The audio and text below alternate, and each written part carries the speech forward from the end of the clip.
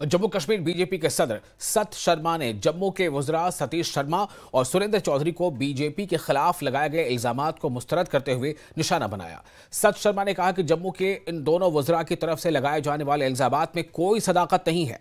शर्मा ने कहा कि बीजेपी को 29 सीटें मिली हैं और असेंबली इंतखाबात में सबसे ज्यादा वोट शेयर हासिल हुआ है, इसलिए उसकी जिम्मेदारी है कि वो निचली सतह पर लोगों के लिए काम करे।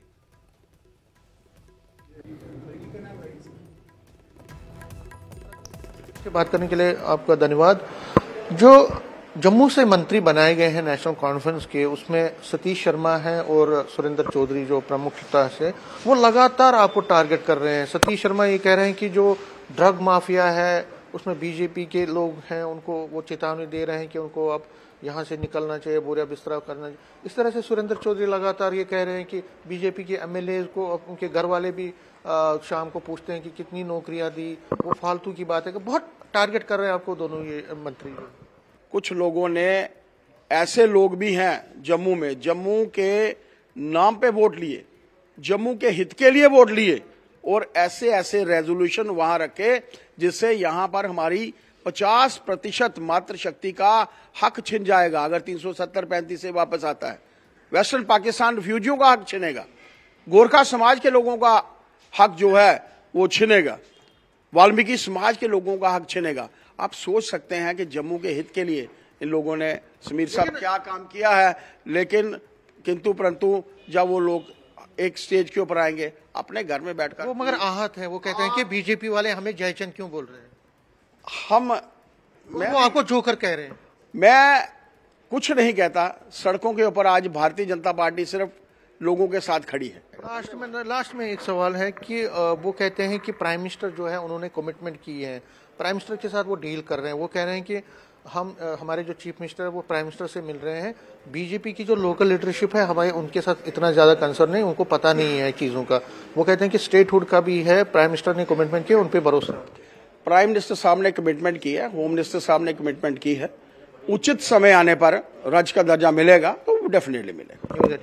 के लिए धन्यवाद। तो ये सत शर्मा जम्मू कश्मीर प्रदेश बीजेपी के अध्यक्ष हैं, कह रहे हैं कि जो उन पे इल्जाम लगाया जा रहा है उसमें कोई दम नहीं है। बीजेपी के जो कार्यकर्ता है वो अभी भी मैदान में है और जम्मू की हक की आवाज जो है, जम्मू की बात हमेशा करती रहेगी पार्टी और आगे भी इसी तरह से पार्टी जो है मैदान में अपनी जो प्रोग्राम्स और पॉलिसीज को उसका विस्तार करती रहेगी। कैमरामैन बंटी के साथ समीर भट्ट, न्यूज़ 18 जम्मू। और साबिक वज़ीर-ए-आज़म इंदिरा गांधी की यौम पैदाइश के मौके पर जम्मू कश्मीर कांग्रेस के सदर तारिक हमीद कर्रा ने बीजेपी पर सख्त हमला किया। एक रहे महफूज रहेंगे, न कटेंगे न बटेंगे, यानी एक रहेंगे महफूज रहेंगे, न कटेंगे न बटेंगे वाले रिमार्क्स पर सख्त हमला किया।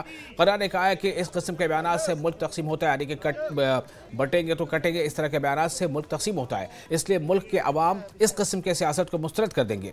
उन्होंने ये भी कहा कि 2 कमेटियों, फैक्ट फाइंडिंग और डिसिप्लिनरी कमेटी की रिपोर्ट जल्द आ जाएगी और पार्टी इसके मुताबिक कार्रवाई करेगी।